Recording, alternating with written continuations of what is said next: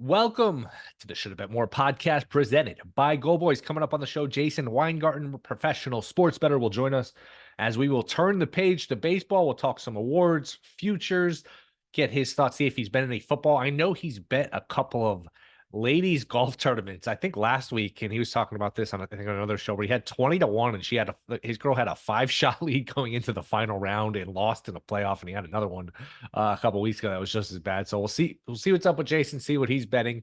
He is always interesting and fun to talk to. He's always got interesting ideas on how to bet all of this stuff. So we'll talk to him coming up and turn the page to baseball and turn the page because the basketball season is over. It ended Monday night.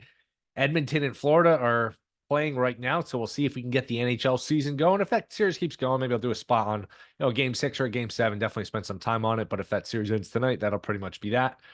The NBA season ended in, I think, fitting fashion with just how badly these playoffs disappointing us. You went in with hopes of, hey, this is going to be an exciting postseason, pretty well balanced field. Even the teams like the Heat is an 8 seed. Hey, they're dangerous. Well, they lose Butler and they're not so dangerous. The Pelicans is an 8 seed. Well, they lose Zion, they're not as dangerous. And the injuries, they started and they didn't stop. Whether it was superstars, Giannis, Butler, Zion, just the complimentary guys like all the Knicks guys getting hurt. It was a really disappointing playoffs. The Knicks Sixers gave us some moments, but other than that, Knicks Pacers were fun at times. Some of those Knicks games were fun. Denver Minnesota was a fun series, even though the games weren't any good. And I think back to that game 7, doing the podcast after that Sunday night, Denver Minnesota, and that was over a month ago now. That was the last time we got a game 7 or even a game 6 in this playoffs. I mean, think about it that way. Denver Minnesota a month ago. We haven't gotten a game 6 since. So we went through a conference finals where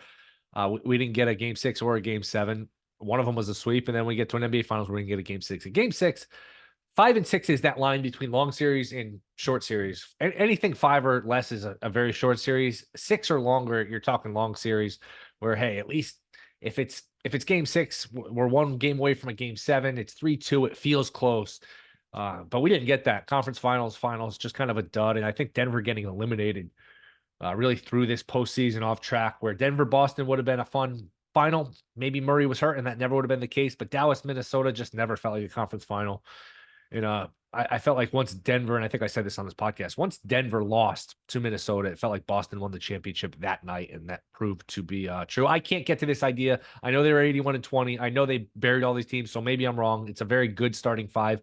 I can't get to this idea that I've heard where Boston's with this all-time great team, and you put them on the short list. I can't get there. I mean, forget the Jordan Bulls, the Shaq and Kobe Lakers, just teams in my lifetime.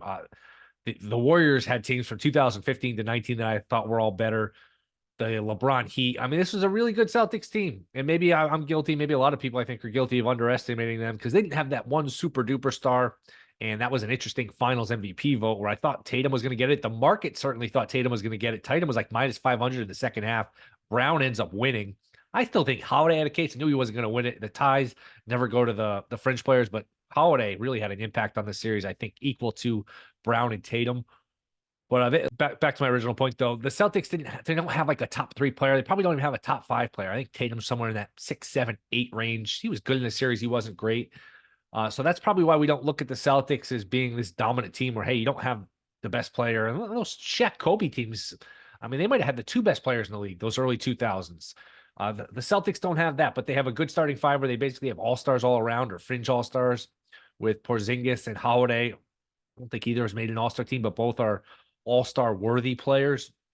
And then you have Tatum and Brown, who are very good. So congrats to the Celtics. This was really set up back in the trade with the Celtics and the Nets back, was it 2012, where the Celtics traded Garnett, traded Pierce all at the end of their career and got just an unprecedented asset haul in terms of what the Nets gave up, unprotecting the picks. This was 2013. I mean, just complete irresponsibility by Bobby Marks and the Nets front office to give them pick after pick after pick, all unprotected. The Nets guys got old, and then they set up what is a great run here for the Celtics, where a lot of this has been done with stuff that's not theirs. The Brown pick wasn't theirs. The Tatum pick wasn't theirs. They made the smart move to trade with the Fultz deal with Philly, and the Nets pretty much served this on a platter. And we had the turn where it looked like the Nets were going to survive that because they got Durant and they had Irving, and they eventually got Harden, and they buried the Celtics in that playoff series a few years ago. And it looked like they were going to overcome that trade, but that trade has rose to the surface again when you look at just how the Nets, a team in the Celtics division, just handed them, you can't call it a dynasty, but a run that's going to be, started in 2017 when they made the conference finals, and they're not, I don't know. I mean, look, the idea you're going to win multiple championships, that's hard to predict, but they're going to at least be in the mix for the next 4 or 5 years. So that's a 10, 12-year run here of either winning championships or being in the mix that is all served up on a platter by the Nets, thinking Paul Pierce and Kevin Garnett had something left, which they obviously didn't. So good job by Danny Ainge. Good job by Brad Stevens to build this team. Good moves, and they are the plus 290 favorite next year. Denver's 8-1. OKC's plus 850. Timberwolves are 9-1. Bucks are plus 950. Mavericks are 10-1. Knicks are 16-1. I don't know about that unless they think they're getting somebody really good. The Knicks are not a title team. Lakers and Warriors at 30-1. None of these numbers look great. If I had to bet anything, honestly, Denver at 8-1 looks pretty good just because they do still have the best player. You figure, all right, they're a little fat and happy this year. They'll come back hungry. Bad loss in the playoffs. They're going to be in the mix. That's one of those, it's almost like betting the Chiefs where, you bet the Nuggets now at 8-1, and you look up next early May, middle of May, and you're happy you have the 8-1. They'll probably be in the second, third round of the playoffs, and you go from there. So if I had to bet one, I'd bet the Nuggets at 8-1. Thunder at 8 plus 850 are interesting just because they have so much stuff to trade. They have a million picks. I don't know who that superstar is that they finally cashed those picks in for. But that they certainly have the ability to do that. And look, they were the 1 seed this year, and you figure they'll continue to get better. So that's a team to keep an eye on. But if I had to bet anyone, Nuggets at 8-1. Celtics are just too short at plus 290. But you look around the East, unless you believe in Giannis and Dame, which I don't believe in Doc Rivers. Unless you believe in the Sixers, how could you? Unless you believe in the Knicks, unless you think there's some big move coming, and there's usually a big move coming in the NBA. It's just the way the NBA works now. Celtics are probably going to be in the mix to go back to a finals or come pretty close. Now, you would have thought this last year about Denver. Things come up, things change, injuries happen. It's hard to go back to back, but the Celtics don't have a ton of competition in the East. So we'll keep our eye on the NBA. We'll see if we get any big moves.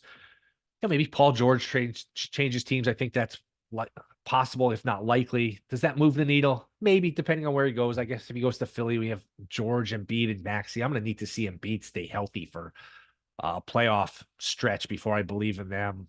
I don't know that anything earth-shattering is happening, but it's the NBA, and the unexpected does seem to happen. And the offseason sometimes is better than, it's always better than the regular season now. Sometimes it's better than the playoffs. So we'll see if we get a fun offseason. July 1st is usually when these trades start to happen, offseason stuff. And maybe the night of the draft, which I think is June 26th, June 27th. It's not a great draft, but maybe that's when these teams start to move and we start to see some player movement there. And it'll be an interesting draft just because, and we talked about this with Ben Wilson a week or so ago, there's just not a lot of good players.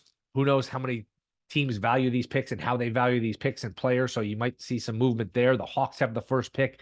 They're not a win now team, but they're not a rebuilding team. So it leaves for a lot of uncertainty. So betting the draft will be interesting. And then maybe we get an interesting offseason here with some of these players that could be on the move. Jimmy Butler, Paul George, I guess Durant staying put. I don't know that, LeBron's changing teams. So we'll keep an eye on that. But we'll start to turn our attention to baseball as we are done with basketball. Football's not that far away, like 6 weeks of the Hall of Fame game, but we'll do a lot of baseball today and going forward. That is next. Jason Weingarten. This is a Shoulda Bet More podcast. All right, we are back. Shoulda Bet More podcast, and he is back. Jason Weingarten, talk a little baseball. Jason, what's going on, man? It's been a while. I'm trying to think last time we had you on. I think it was right around the start of the season. What's going on, and what have you been betting? How has your baseball been betting going so far this season? Baseball's been pretty good. The sides and totals markets have been fine. Really can't complain. The first innings, surprisingly, when I do play them, they have not been great, and because of that, I've been playing them less and less. And fortunately, I managed to avoid some of the days where they were just skewed to the no runs. But yeah, I've been focusing on sides and totals and haven't had to worry too much about prop variance. So yeah, can't complain too much about baseball. if with first inning, you're for people that don't know, you like to bet yes, there will be a run in the first inning, right? You find that over the years that's been the way to attack those markets. It has been. Unfortunately, the last year or two, it's kind of dried up, and I keep thinking, well, it's going to come back, it's going to come back, but it does not look like it's coming back anytime soon. Before we get to some of these awards, what are some of general takeaways? Teams you've been liking to back, teams you've been like fading. Just big picture thoughts here in terms of baseball.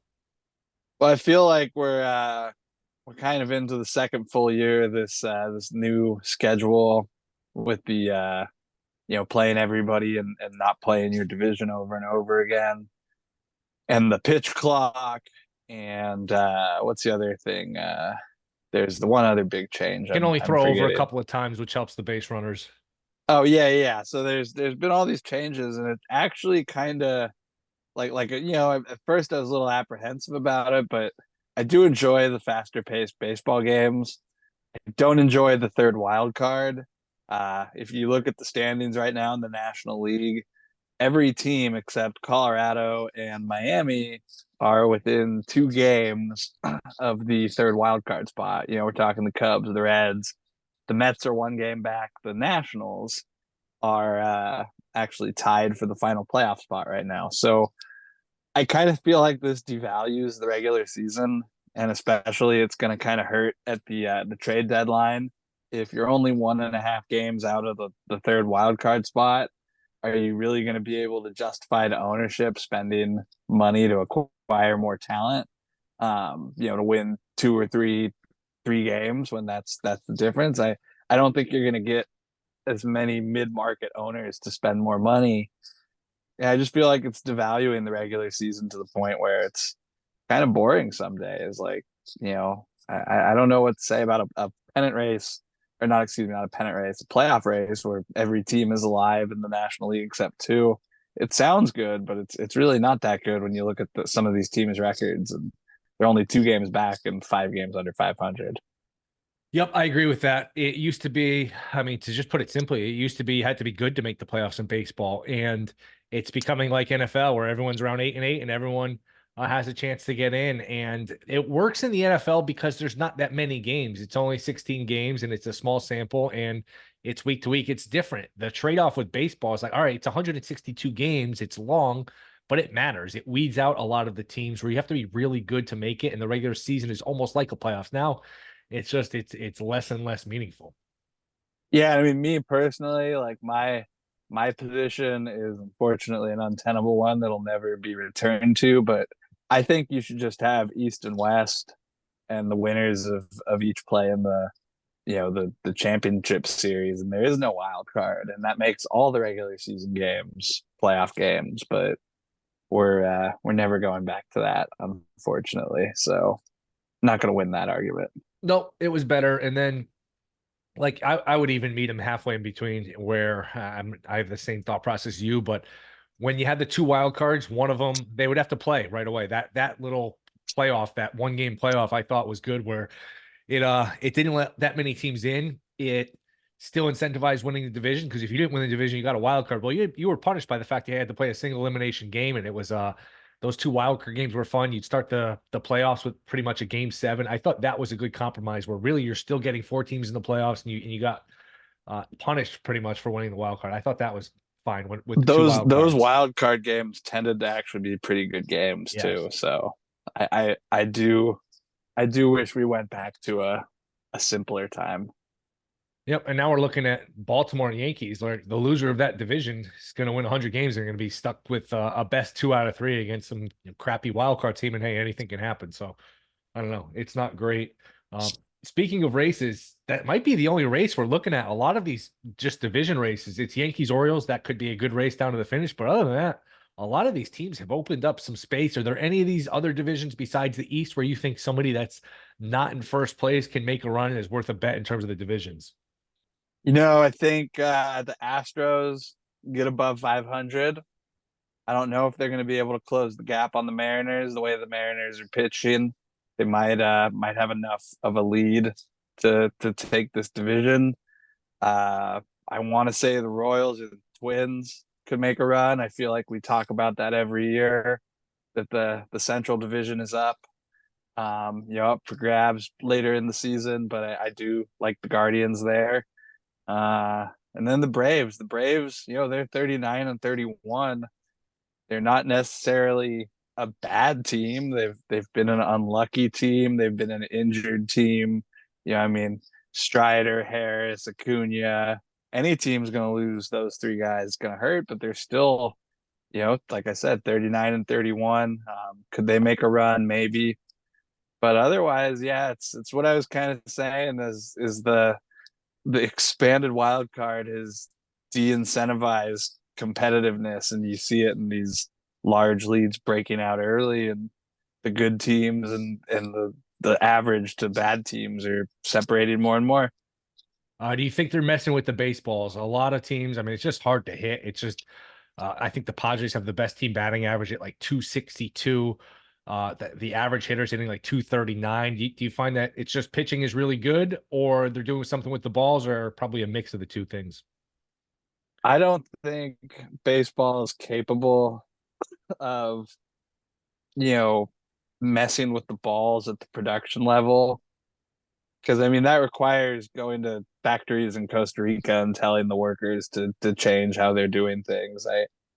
I've myself thought of different ways and theories that how the balls can be changing in production, and because it's obviously not a conspiracy originating from the commissioner's office. So as far as I could conclude, the best ideas I've come up with is that we're seeing teams, like individual on the team level, we're seeing them have a better understanding of humidifiers and how using the humidifier works to change out balls advantageously.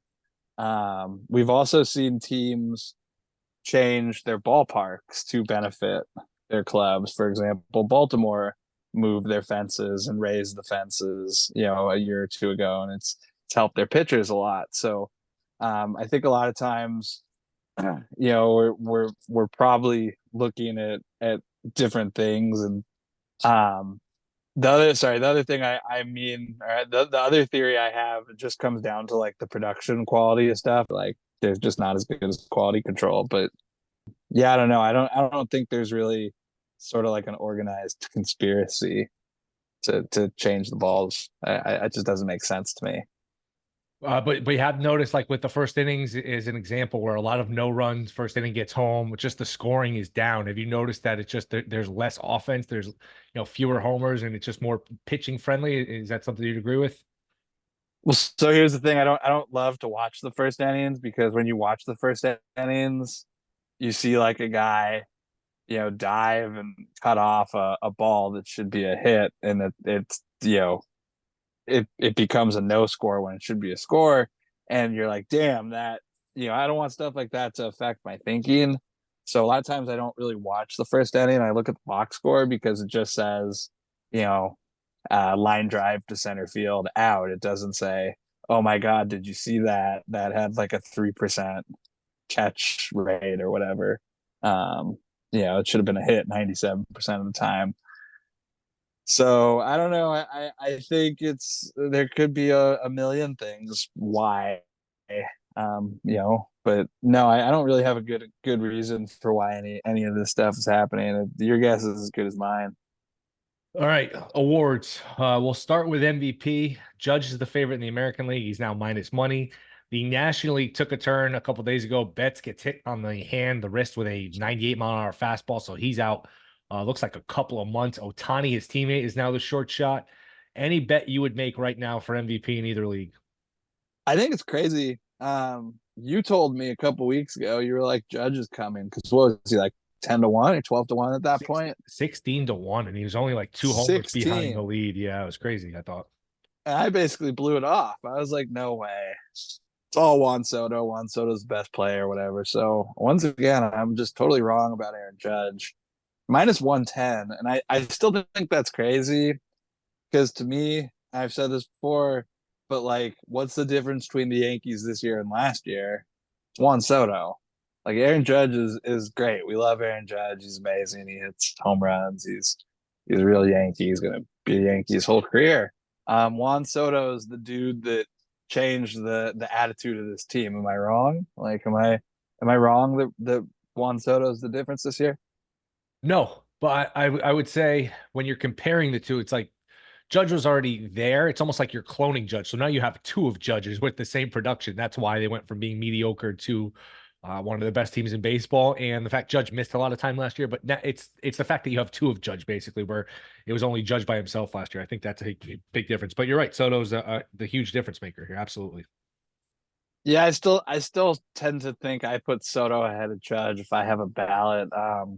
You get the next sort of tier guys, Henderson and Bobby Witt.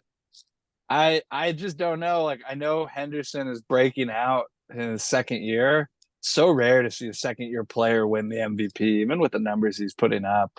I have a hard time seeing him, you know, beat Judge and Soto. Even if they win the division, I don't think that's going to be enough to flip the MVP. It's possible, but I would be inclined to say it's still Soto and Judge, one and two.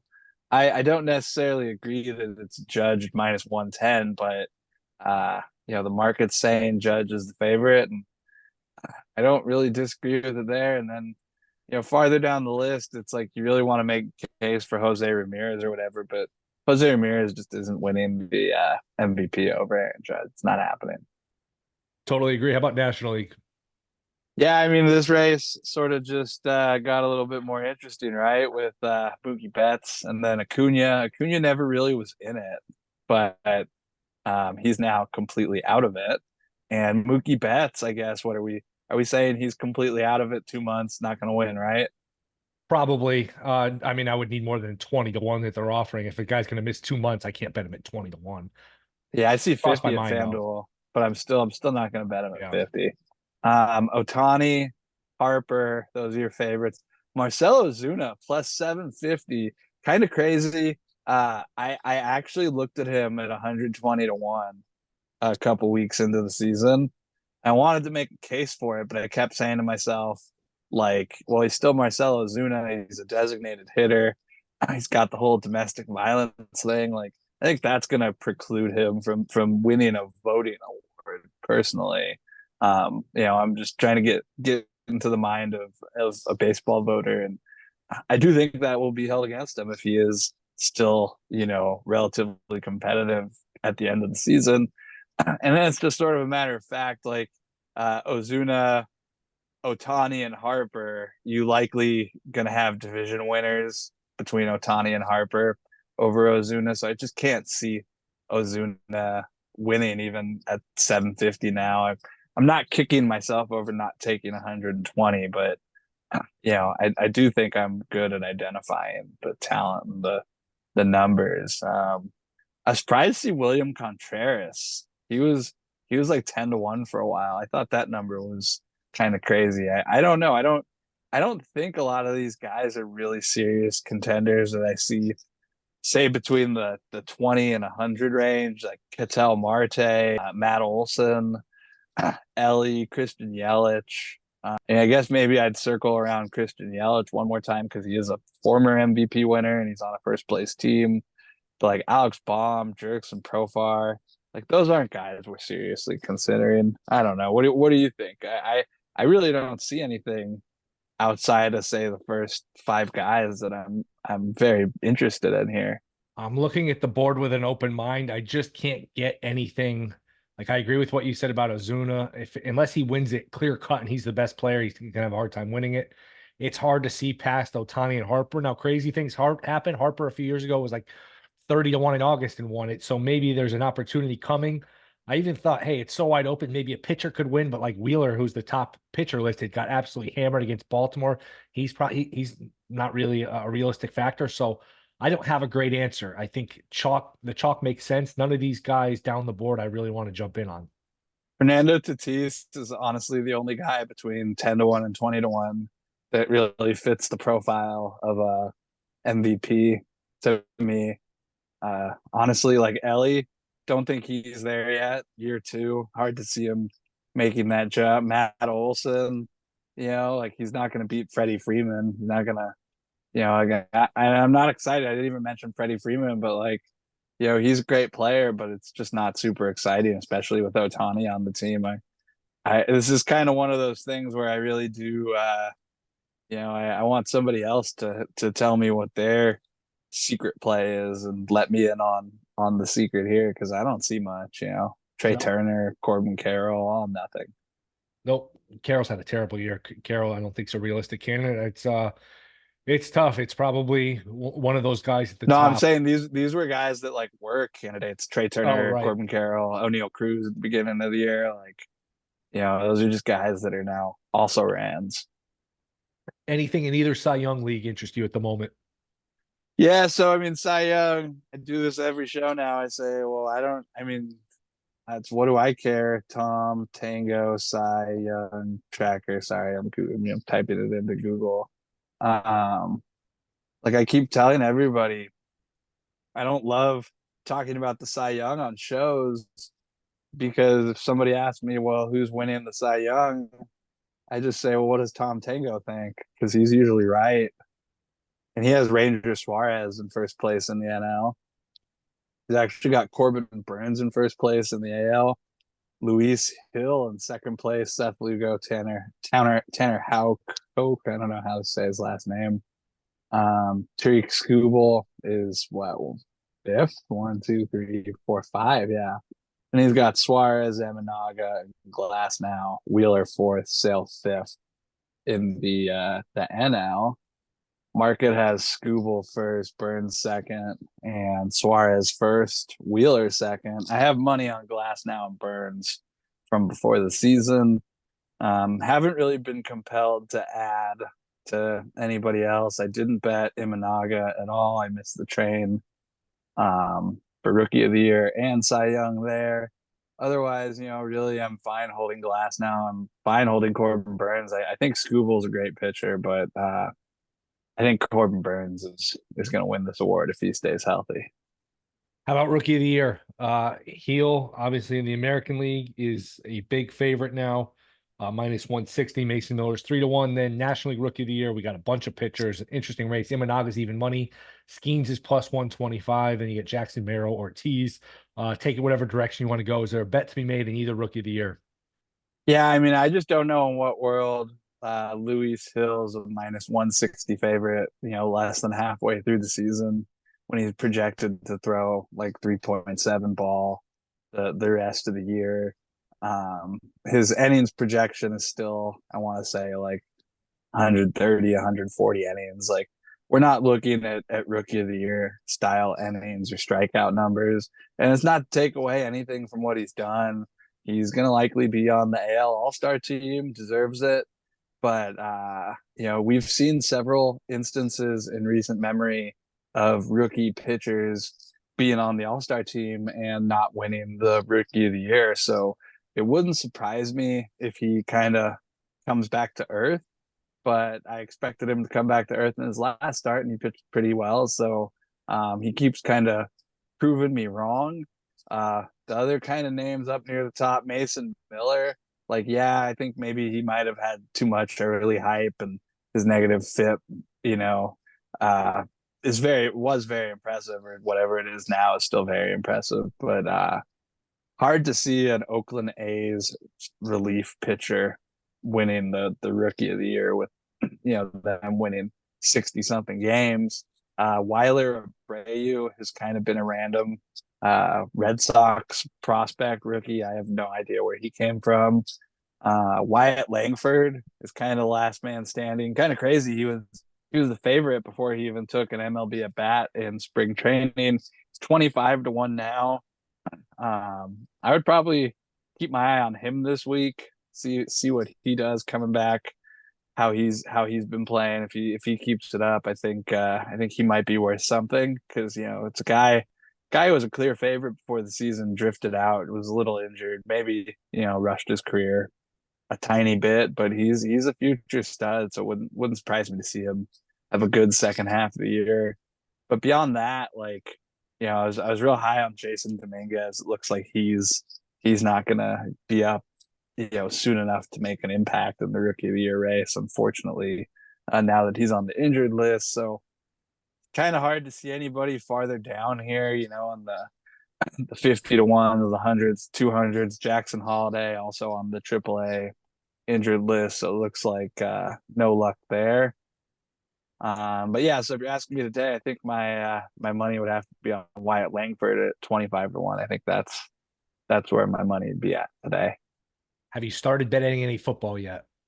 No, haven't really looked at football. Kind of getting ready for the summer stretch of baseball. It's still got a lot of baseball to go on. Like the nice thing is these markets aren't like done. There's still so much baseball season left. I think, especially with the pitchers taking the lead. I think Skeens is another guy. You look at his projections; he's gonna pitch 100 something innings on the low end of 100. Slightly maybe over 100 MLB innings this year. That's just historically not enough to win Rookie of the Year. So I really do think there's value on some of these other guys much farther down the list. Jackson Merrill, guy who's kind of played well for his the whole season. He's been up since day one playing center field in San Diego. There's going to be some position players that'll get some love as the season goes on. Mason Wynn, Joey Ortiz, who was the guy the Brewers acquired for Corbin Carroll. He couldn't make Baltimore. He couldn't make the O's. He might win Rookie of the Year in Milwaukee. It's interesting. I think this NL Rookie of the Year race is the one with a lot of movement to come, because I really don't think the pitchers at the top are going to hold on, and maybe Imanaga does. It's possible I just missed the boat on Imanaga completely, but I don't know. History says pitchers have an uphill battle to lock down this award. You've had some unfortunate golf beats in, what was it, women's golf, right? Can you tell the people about those? It was the men's golf. It was a mixed event, the Scandinavian mixed. Soderberg had an 8-shot lead going into the final round, and could not hold on to an 8-shot lead. I think he double bogeyed 18 to lose outright. That was 2 weeks ago, and then this last weekend I had Grace Kim in the women's golf, and she had a 5-shot lead going into the final round, which the largest lead of the season on the LPGA Tour. Which I kind of knew right then when they said that, man, I was going to be in trouble on Sunday. But she started her fourth round, her final round, with bogey. By the time I woke up, I think a 5-shot lead was a 1-shot lead, and she did not play, confidently and in control or the rest of the day or whatever. From everything I watched, it was tough. She was not having a great day, and she ended up making a playoff and going to a 3-hole playoff and losing, unfortunately. But yeah, that wasn't fun. 2 weekends in a row of losing big favorites entering the final round is never a fun thing. But that's golf. It makes the wins that much more rewarding when how many second places you've almost had. What numbers did you have them at also? I think 18 on Soderberg and bunch alive on Kim at 20. She was 200 to 1 before the first round, but a lot of my money was on her live during the first and second round. Both were pretty big bets though, so yeah, not ideal. So how do you handicap this yourself, or you just take a look at the leaderboard and go from there? Like I wouldn't even know who to look at. But this is something you're familiar with. Yeah, I mean, I have a great strategy, usually called bet the same people every week until they win. But I usually, I have golfers that I pay more attention to than others. I do follow the world of golf and see what's going on. But no, I mean, my handicapping is not necessarily the most in depth for a lot of this stuff. It's mainly I bet the same golfers over and over. But yeah, I mean, I keep track of stuff that's going on. It's just not the like I don't go and do golf shows and talk about golf because I don't claim to be an excellent or sophisticated golf bettor. I just claim to enjoy it and occasionally make money doing it. Anyone you're looking at this week, or it's too early? Yeah, I haven't really done much this week. I know there's a women's major. So that means Rose Zhang will be back in the field. I'm sure I'll have money on her.